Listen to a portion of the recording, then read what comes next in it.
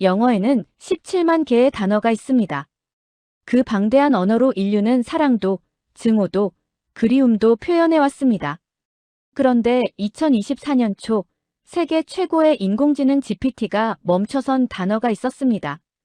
전 세계 언어학자들이 번역 불가능한 감정어 실험을 진행했습니다. 독일어의 젠주흐트, 일본어의 모노누아와레, 포르투갈어의 사우다지. 인공지능은 모든 단어를 영어로 풀어냈습니다. 단 하나를 제외하고요. 바로 한국어의 정의였습니다. AI는 분석을 멈추고 이렇게 기록했습니다.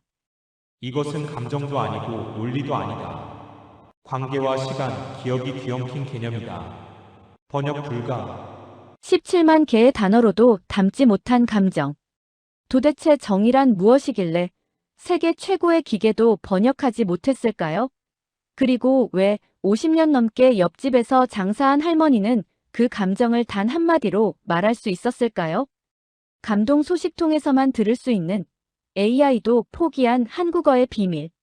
지금 시작합니다. 이야기 시작하기 전에 구독과 좋아요 눌러주시면 더 좋은 영상 제작에 큰 힘이 됩니다. 항상 시청해주셔서 감사합니다. 저는 토마스 벤슨이라고 합니다. 미국 시카고 대학에서 비교 언어학을 연구하는 학자입니다.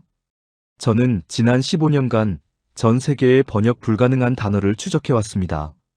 독일어, 일본어, 핀란드어, 포르투갈어까지 어떤 언어든 영어로 풀어낼 수 있다고 자신했습니다. 그런데 2019년 한국에 처음 발을 딛는 순간부터 저의 확신은 흔들리기 시작했습니다.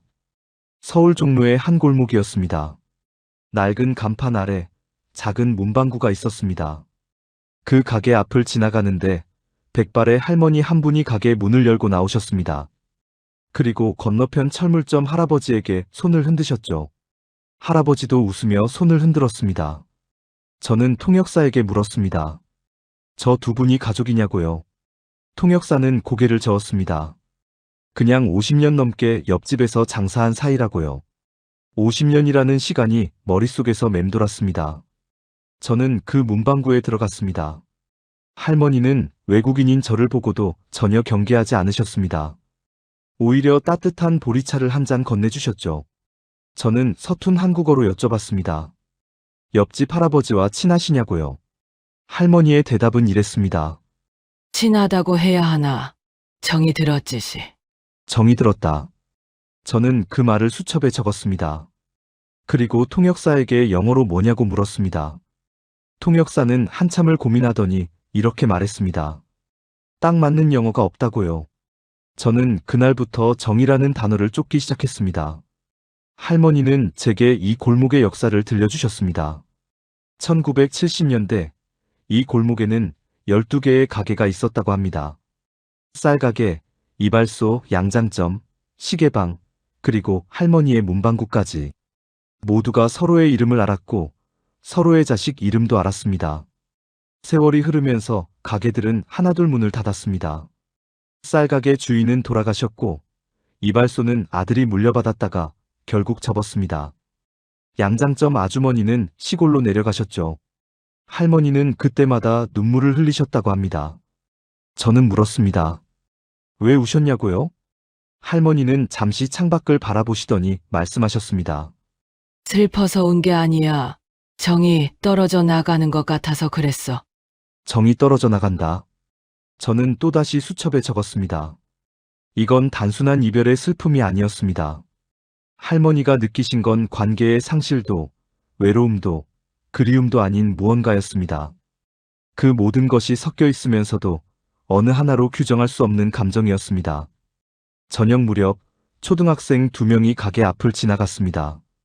아이들은 할머니를 보자 큰 소리로 인사했습니다. 안녕하세요, 할머니. 할머니는 환하게 웃으시며 손을 흔드셨습니다. 그리고 제게 말씀하셨죠. 저 애들. 엄마 저게도 우리 가게 왔었어. 이제 손녀까지 오는 거야. 세대가 같은 가게를 찾는다는 것. 미국에서는 상상하기 어려운 일이었습니다. 할머니는 덧붙이셨습니다. 저 아이들이 인사할 때마다 가슴이 찬다고요.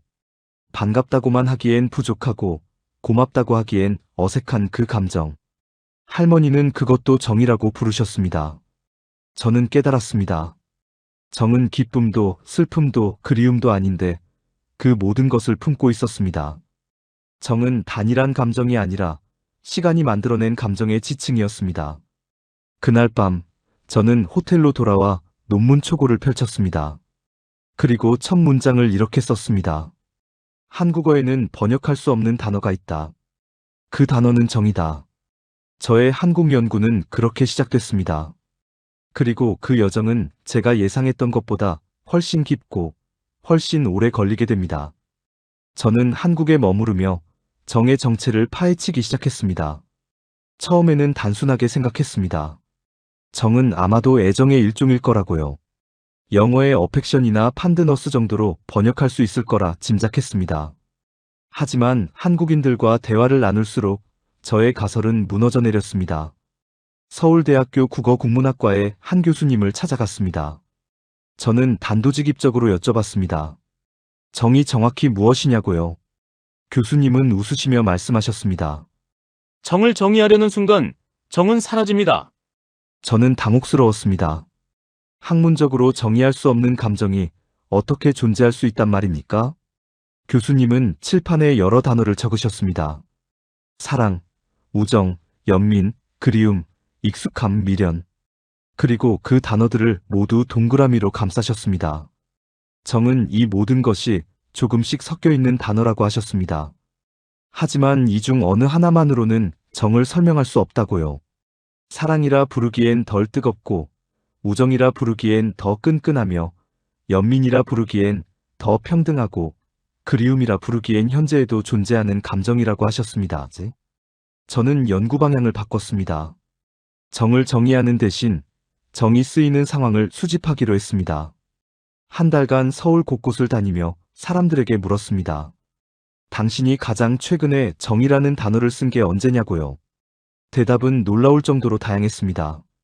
택시 기사님은 단골 손님 이야기를 하셨습니다. 10년째 같은 시간에 태워드리는 할아버지가 계신데 어느 날 그분이 안 나오시면 걱정이 된다고요. 그게 정이라고 하셨습니다. 시장 상인분은 옆 가게 이야기를 하셨습니다. 매일 얼굴 보는 사이인데 특별히 친한 건 아니지만 그 사람이 없으면 허전하다고요. 그것도 정이라고 하셨습니다. 고등학생은 전학 간 친구 이야기를 했습니다. 엄청 친했던 건 아닌데 빈자리를 보면 이상하게 마음이 쓰인다고요. 그게 정인지 뭔지 모르겠다고 했습니다. 저는 패턴을 발견했습니다. 정은 항상 시간과 함께 언급됐습니다. 하루 이틀 만난 사이에서는 정이라는 단어가 쓰이지 않았습니다. 몇 년, 몇십 년의 시간이 쌓여야만 비로소 정이라는 표현이 등장했습니다. 또한 정은 반드시 관계 안에서만 존재했습니다. 혼자서는 정을 느낄 수 없었습니다. 누군가와 연결되어 있어야만, 그 연결이 오래되어야만 정이 생겼습니다. 그리고 가장 흥미로운 점은 정이 의도와 무관하다는 것이었습니다. 사람들은 정을 일부러 만들 수 없다고 했습니다. 정은 노력한다고 생기는 게 아니라 시간이 지나면 어느새 스며들어 있는 것이라고요. 영어에는 이런 개념이 없었습니다. 영어의 감정 단어들은 대부분 순간적이거나 의지적입니다. 사랑은 선택이고 우정은 노력이며 호감은 본능입니다. 하지만 정은 그 어느 것에도 해당하지 않았습니다. 정은 선택하지 않아도 생기고 노력하지 않아도 쌓이며 본능을 넘어서 지속됩니다. 저는 논문에 이렇게 썼습니다. 정은 감정의 혼합물이며 관계성 중심 문화에서만 나타나는 상징어다. 한 단어 안에 시간과 거리와 기억이 모두 담겨 있다. 이것은 단순한 어휘가 아니라 한국인의 관계 철학이 언어화된 것이다. 하지만 글로 쓰는 것과 마음으로 이해하는 것은 달랐습니다. 저는 정을 설명할 수는 있었지만 아직 정을 느끼지는 못했습니다. 그 감정을 진짜로 이해하게 된 건 훨씬 나중의 일이었습니다. 그리고 그 이해는 머리가 아닌 가슴으로 찾아왔습니다. 2023년 말, 저는 새로운 실험을 설계했습니다. 당시 전 세계 학계를 뒤흔들고 있던 GPT에게 정을 번역하게 하는 것이었습니다. 인공지능이 인간의 감정 언어를 얼마나 이해할 수 있는지 시험해보고 싶었습니다. 저는 GPT에게 한국어 정의 개념을 설명하고 영어로 번역해달라고 요청했습니다. 인공지능은 몇 초 만에 답을 내놓았습니다. 어태치먼트, 애착이라고요. 저는 고개를 저었습니다. 애착은 심리학 용어입니다. 주로 부모와 아이 사이의 본능적 연결을 뜻하죠. 하지만 정은 혈연과 무관하게 생깁니다. 옆집 사람에게도, 단골 식당에도, 심지어 오래 쓴 물건에도 정이 듭니다. 애착으로는 정의 범위를 담을 수 없었습니다. 다시 물었습니다. 인공지능은 이번에는 반대라고 답했습니다. 유대감이라는 뜻이죠. 이것도 틀렸습니다. 유대감은 서로 간의 연대의식입니다. 공동의 목표나 경험을 통해 형성되죠. 하지만 정은 아무런 목적 없이도 생깁니다. 그냥 오래 함께했다는 이유만으로 생기는 감정입니다. 유대감보다 더 막연하고 더 자연스럽습니다. 세 번째 답은 어펙션이었습니다. 애정. 이건 가장 가까워 보였지만 여전히 부족했습니다. 애정은 따뜻한 감정입니다. 상대를 좋아하고 아끼는 마음이죠. 그런데 정은 반드시 좋아함을 전제하지 않습니다. 미운 정이라는 말이 있습니다. 싫은데도 떨쳐낼 수 없는 마음, 그것도 정입니다. 애정으로는 이 역설을 설명할 수 없었습니다. 저는 실험 조건을 바꿔봤습니다. 정이 사용되는 다양한 예문을 입력하고 맥락을 파악하게 했습니다. 인공지능은 긴 분석 끝에 새로운 번역어들을 제시했습니다. 센터먼트, 이모셔널 반드, 디프 커넥션, 어규뮬레이티드 어펙션. 점점 길어지는 번역어를 보며 저는 확신했습니다. 이건 불가능하다고요. 왜냐하면 정은 한 단어이기 때문입니다. 한국인들은 복잡한 설명 없이 단 한 글자로 이 모든 것을 표현합니다. 그런데 영어로 옮기려면 여러 단어를 조합해야 하고 그래도 완벽하지 않습니다. 이건 번역의 문제가 아니라 문화의 문제였습니다. 제 동료 언어학자 중 한 명이 이런 말을 했습니다. 정은 한국어의 단어가 아니라 한국인의 운영체제야. 처음엔 무슨 말인지 몰랐습니다. 하지만 연구를 거듭할수록 그 말이 이해됐습니다. 서양 문화는 개인 중심입니다. 나와 너는 분리된 존재이고 관계는 선택입니다. 그래서 감정도 개인의 것입니다. 내가 느끼는 사랑, 내가 느끼는 그리움, 내가 느끼는 외로움. 하지만 한국 문화는 다릅니다. 나와 너의 경계가 희미합니다. 오래 만나면 너와 내가 연결됩니다. 그 연결은 의지와 무관하게 생기고 끊으려 해도 쉽게 끊어지지 않습니다. 정은 바로 그 연결 자체를 가리키는 말이었습니다. 인공지능이 정을 번역하지 못한 건 어휘력 부족이 아니었습니다. 서양 언어 체계에는 애초에 정에 해당하는 개념이 존재하지 않기 때문이었습니다. 없는 개념을 번역할 수는 없습니다. 그래서 GPT도 멈춘 것입니다. 저는 최종 실험 결과를 정리하며 인공지능에게 마지막으로 물었습니다. 정을 한 문장으로 설명할 수 있느냐고요. 인공지능의 답변은 이랬습니다. 정은 언어가 아니라 문화의 감정이다.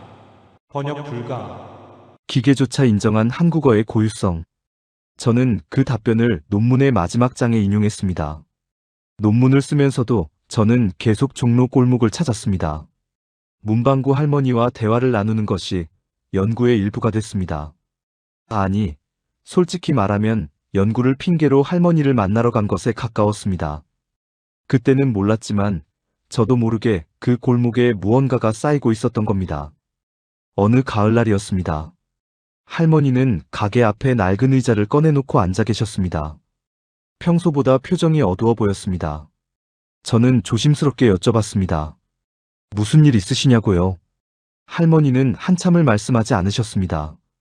그러다 천천히 입을 여셨습니다.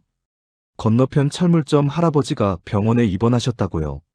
큰 병은 아닌데 연세가 있으시니 걱정된다고 하셨습니다. 저는 두 분의 관계가 궁금해졌습니다. 할머니께 여쭤봤습니다. 할아버지와 많이 가까우시냐고요. 할머니의 대답은 의외였습니다. 가깝다고 해야 하나. 사실 말도 많이 안 해. 그냥 있으면 편하고 없으면 허전한 사이야. 있으면 편하고 없으면 허전한 사이. 저는 그 표현에 밑줄을 그었습니다. 이건 친밀함과는 다른 것이었습니다. 서양식으로 말하면 친한 친구는 자주 연락하고 많은 것을 나누는 사이입니다. 하지만 할머니와 할아버지는 그렇지 않았습니다. 특별한 대화도, 특별한 일도 없었습니다. 그저 50년 넘게 같은 골목에서 해를 보고, 비를 맞고, 계절이 바뀌는 것을 함께 지켜본 것뿐이었습니다. 그런데 그것만으로 끈이 생겼습니다. 보이지 않지만 단단한 끈이요. 할머니는 말씀을 이어가셨습니다. 철물점 할아버지와 처음 만난 건 1973년이라고요. 할머니가 시집와서 이 골목의 문방구를 연애였습니다. 할아버지는 그때 이미 철물점을 하고 계셨죠. 처음엔 그냥 인사만 했다고 합니다. 몇 년이 지나니 날씨 이야기를 하게 됐고, 또 몇 년이 지나니 서로 자식 이야기를 하게 됐습니다. 그렇게 10년, 20년, 30년이 흘렀습니다. 특별한 사건은 없었습니다. 같이 여행을 간 적도, 서로 집에 초대한 적도 거의 없었습니다. 그런데도 어느 순간 그 사람이 없으면 하루가 이상해졌다고 합니다.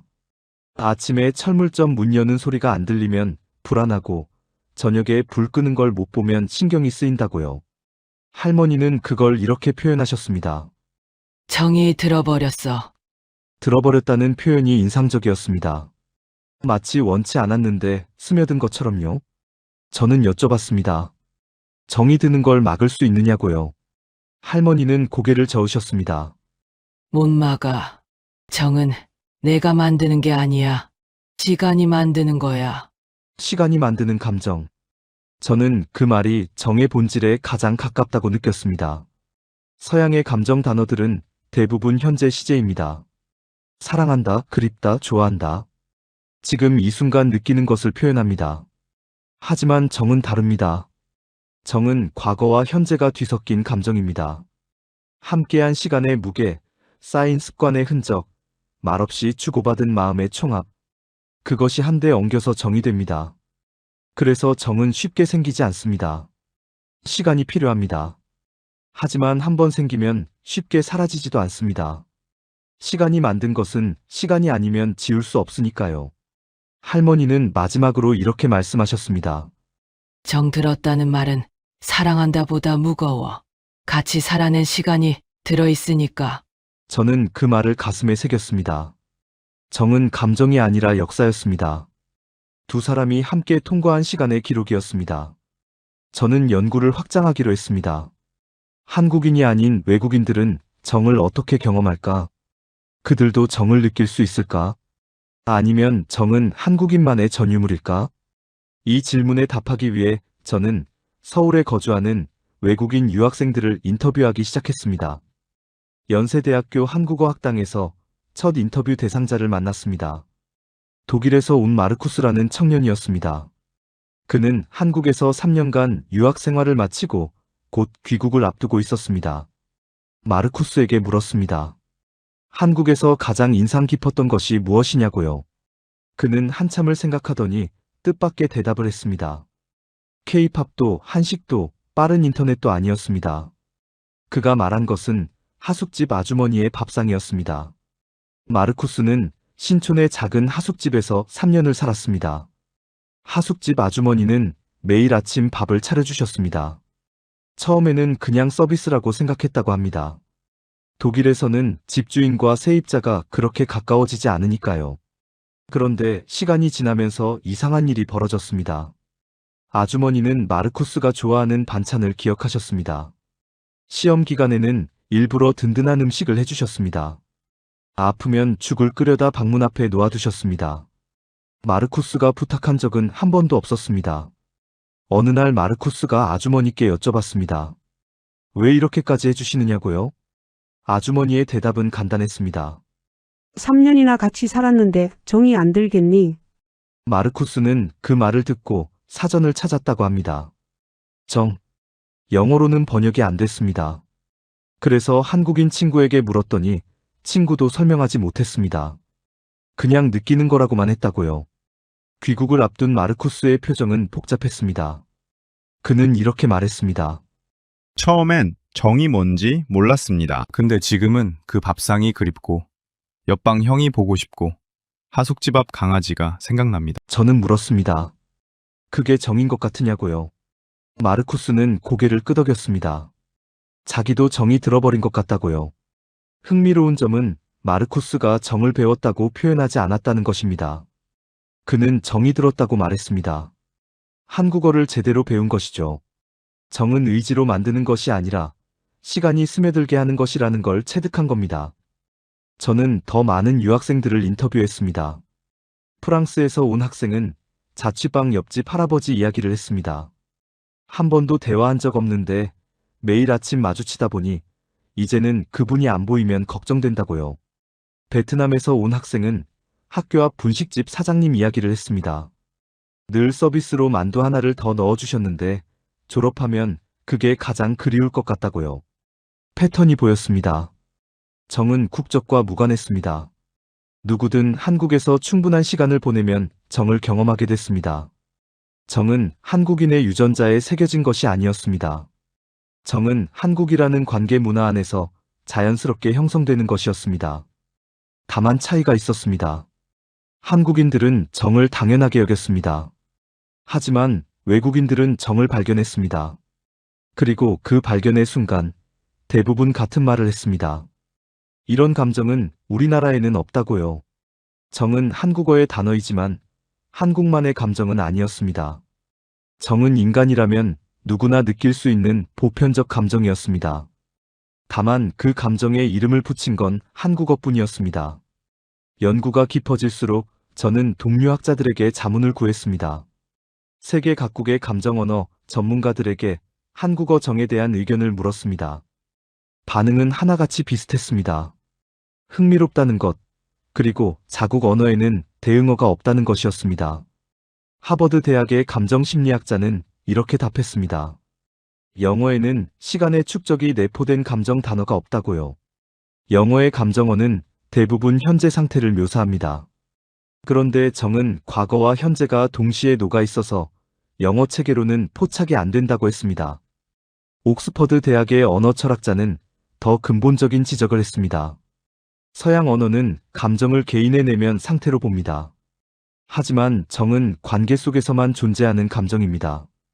주체와 객체가 분리되지 않는 감정을 서양 언어로 표현하는 건 구조적으로 불가능하다고요. 가장 인상 깊었던 건 미국 MIT의 조슈아 맥클레인 교수의 견해였습니다. 그는 감정 언어학 분야의 세계적 권위자였습니다. 저는 그에게 논문 초고를 보내고 검토를 부탁했습니다. 일주일 뒤 답장이 왔습니다. 맥클레인 교수는 제 연구에 깊이 공감한다고 했습니다. 그리고 자신의 의견을 덧붙였습니다. 정은 명확히 번역될 수 없다. 이것은 언어의 한계가 아니라 문화의 차이다.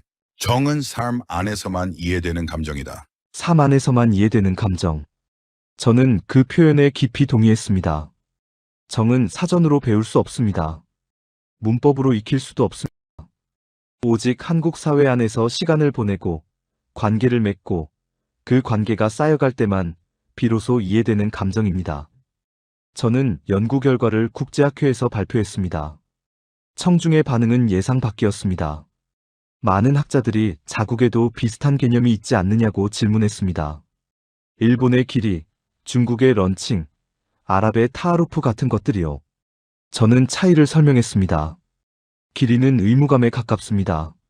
런칭은 인정이고요. 타하루프는 배려입니다. 모두 관계적 감정이지만 시간의 축적이라는 요소가 빠져 있습니다. 정은 오래됨 자체가 본질입니다. 어제 만난 사람에게는 정이 생기지 않습니다. 정은 반드시 긴 시간을 전제합니다. 발표가 끝난 뒤 한 일본인 학자가 다가왔습니다. 그는 솔직하게 인정했습니다. 일본어에는 정확히 정에 대응하는 단어가 없다고요. 비슷한 감정은 있지만 그걸 한 단어로 표현하는 어휘는 없다고 했습니다. 그때 저는 깨달았습니다. 정이 특별한 이유는 그 감정 자체가 독특해서가 아니었습니다. 정이 특별한 이유는 그 복잡한 감정을 단 한 글자로 담아냈기 때문이었습니다. 다른 언어에서는 설명해야 할 것을 한국어는 명명했습니다. 이름을 붙인 순간 그 감정은 실제가 됩니다. 한국인들은 정이라는 이름 덕분에 그 감정을 인식하고 나누고 전할 수 있게 된 것입니다. 저는 논문의 결론에 이렇게 썼습니다. 한국어 정은 인류 보편의 감정에 한국 문화가 부여한 고유명사다. 이 단어의 존재는 한국어가 감정 표현에서 얼마나 정교한 언어인지를 증명한다. 인공지능도 번역하지 못하고 세계의 언어학자들도 대응어를 찾지 못한 단어. 그 단어가 한국어에 있다는 것은 한국인으로서 자부심을 가질 만한 일이었습니다. 연구를 진행하면서 저는 정의 밝은 면만 보고 있었습니다. 정이 들면 따뜻해지고 연결되고 함께하게 된다. 그것이 정의 전부라고 생각했습니다. 하지만 한국에서 더 오래 지내면서 저는 정의 다른 얼굴을 발견하게 됐습니다. 정에는 그림자가 있었습니다. 어느 날 종로 골목을 다시 찾았을 때였습니다. 문방구 할머니의 표정이 평소와 달랐습니다. 무거운 침묵이 가게 안을 채우고 있었습니다. 저는 조심스럽게 여쭤봤습니다. 무슨 일이 있으셨느냐고요? 할머니는 한참 뒤에야 입을 여셨습니다. 철물점 할아버지 이야기였습니다. 할아버지가 병원에서 퇴원하셨는데 그 뒤로 사이가 이상해졌다고요. 자세한 사정은 이랬습니다. 할아버지의 자녀들이 가게를 접으라고 권유했다고 합니다. 연세도 있으시고 건강도 안 좋으시니 쉬시라고요. 할아버지는 처음엔 거절하셨지만 결국 가게를 정리하기로 결정하셨습니다. 문제는 그 과정에서 생겼습니다. 할아버지는 할머니에게 한마디 상의도 없이 결정을 내리셨습니다. 50년 넘게 옆집에서 함께 장사해온 사이인데요. 할머니는 다른 사람에게서 그 소식을 들으셨습니다. 할머니는 말씀하셨습니다. 서운했다고요. 떠나시는 것보다 알려주지 않은 게 더 마음이 아팠다고요. 저는 여쭤봤습니다. 그래도 오랜 정이 있으시지 않느냐고요. 할머니의 대답은 짧았지만 무거웠습니다. 정이 떨어지려고 그래. 정이 떨어진다. 저는 그 표현을 처음 들었습니다. 정이 든다는 말은 많이 들었지만 정이 떨어진다는 말은 생소했습니다. 할머니께 무슨 뜻이냐고 여쭤봤습니다. 할머니는 천천히 설명해 주셨습니다.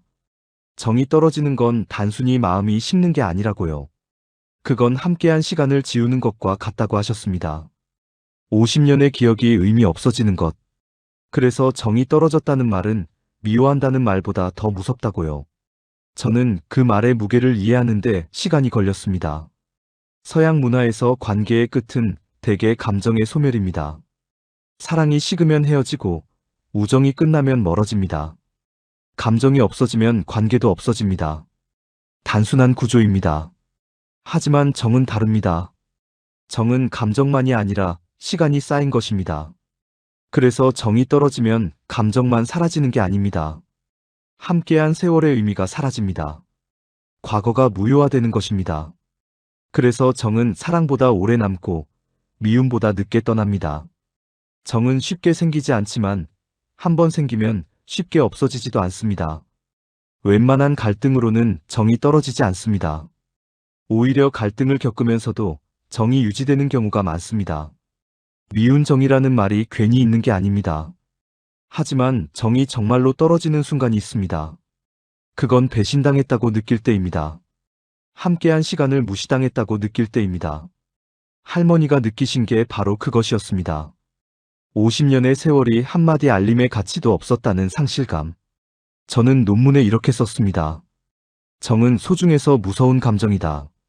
정이 깊을수록 정이 떨어졌을 때의 상처도 깊다. 정은 기쁨의 원천이지만 동시에 고통의 원천이 될 수 있다. 다행히 할머니와 할아버지의 이야기는 좋게 끝났습니다. 며칠 뒤 할아버지가 직접 찾아와 사과하셨다고 합니다. 할머니는 말씀하셨습니다. 그래도 50년인데 한 번 삐졌다고 끝낼 순 없지 않겠느냐고요. 정은 쉽게 떨어지지 않습니다. 하지만 떨어질 수 있다는 사실 자체가 정을 더 소중하게 만드는 것인지도 모릅니다. 연구를 마무리할 때가 됐습니다. 저는 5년간의 자료를 정리하며 하나의 질문과 마주했습니다. 왜 한국어에만 정이 있는가? 다른 나라 사람들도 비슷한 감정을 느끼는데 왜 오직 한국어만 그것에 이름을 붙였는가? 답을 찾기 위해 저는 한국의 역사를 들여다봤습니다. 한반도는 수천 년간 외세의 침략을 받았습니다. 중국, 몽골, 일본, 그리고 서양 열강까지. 작은 땅에서 살아남기 위해 한국인들은 서로에게 기댈 수밖에 없었습니다. 개인의 힘으로는 버틸 수 없는 역사였습니다. 그래서 한국인들은 관계를 발전시켰습니다. 혈연, 지연, 학연. 끈끈한 연결망을 만들어 서로를 보호했습니다. 그 연결의 정서적 기반이 바로 정이었습니다. 정은 생존의 감정이었습니다. 어려울 때 서로 돕고, 기쁠 때 함께 나누며, 오랜 시간 곁에 있어주는 것. 그것이 한국인들의 생존 전략이었고, 그 전략은 정이라는 감정으로 내면화됐습니다. 수천 년의 역사가 한 글자에 압축된 것입니다. 저는 이 사실을 깨닫고 경외감을 느꼈습니다. 세계 어느 언어도 하지 못한 일을 한국어가 해낸 것입니다. 시간과 관계와 기억이 뒤엉킨 복잡한 감정을 단 한 글자로 명명한 것입니다. 이건 단순한 어휘의 문제가 아니었습니다. 이건 문화적 성취였습니다. GPT가 정을 번역하지 못한 이유도 여기에 있었습니다. 인공지능은 논리로 작동합니다. 하지만 정은 논리로 설명되지 않습니다. 정은 생물학적으로도 규정되지 않고 심리학적으로도 분류되지 않습니다. 그래서 기계가 멈춘 것입니다. 번역가들이 포기한 이유도 마찬가지입니다. 번역은 대응어를 찾는 작업입니다. 하지만 정에는 대응어가 없습니다. 없는 것을 찾을 수는 없습니다. 하지만 한국 사람들은 아무렇지 않게 말합니다. 그 집이 정이가. 정 때문에 못 떠나겠어. 미운 정, 고운 정 다 들었지. 세계가 설명하지 못하는 것을 한국인들은 일상에서 말하고 있었습니다. 저는 그 광경을 보며 생각했습니다. 이것이야말로 언어의 기적이라고요.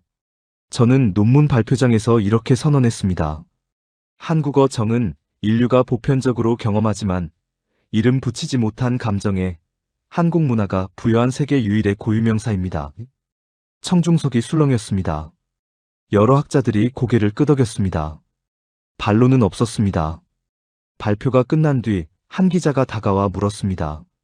한국어의 정이 그렇게 대단한 것이냐고요. 저는 이렇게 답했습니다.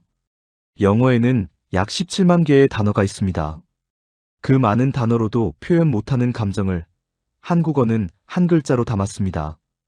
이보다 대단한 게 있습니까? 세계 최고의 인공지능도, 세계 최고의 언어학자들도 정 앞에서는 멈춰섰습니다. 하지만 한국의 할머니들은 그 감정을 매일 말하고 있었습니다. 그것이 한국어의 힘이었습니다. 그리고 그것이 한국인들이 자랑스러워해야 할 문화유산이었습니다.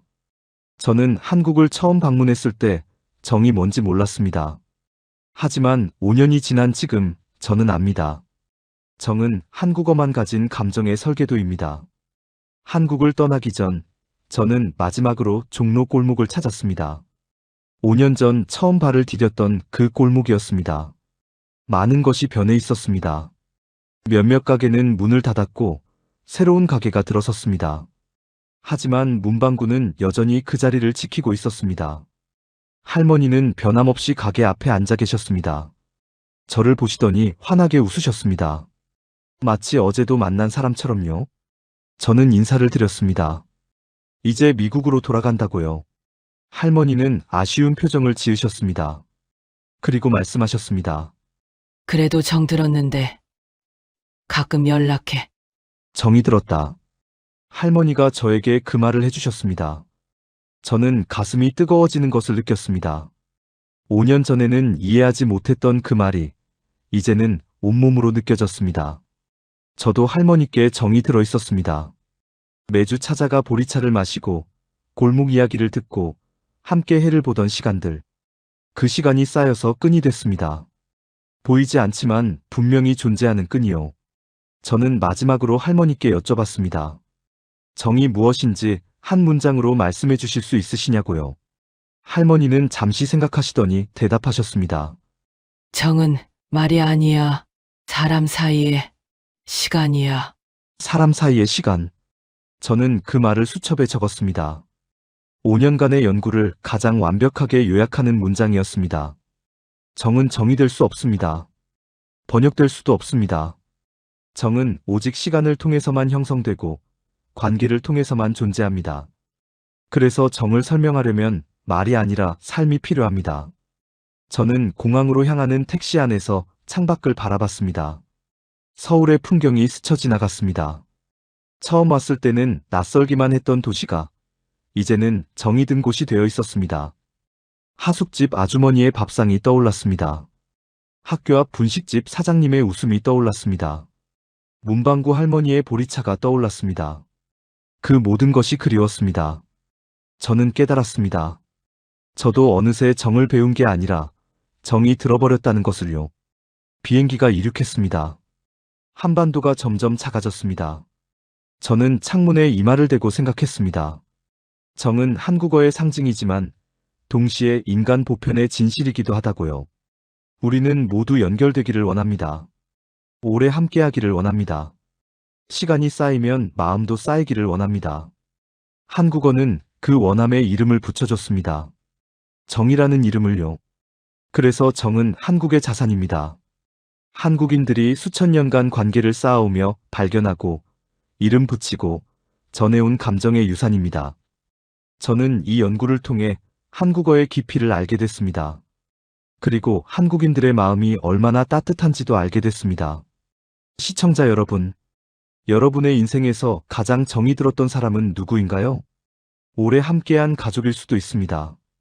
어린 시절 친구일 수도 있습니다. 동네 가게 사장님일 수도 있고 매일 마주치는 이웃일 수도 있습니다. 그 사람을 떠올려 보세요. 그리고 그 사람과 함께한 시간을 떠올려 보세요. 그 시간이 바로 정입니다. 댓글로 나눠주세요. 여러분의 정 이야기를요. 우리가 함께 그 마음을 기억하겠습니다. 감동 소식통이었습니다. 시청해주셔서 감사합니다.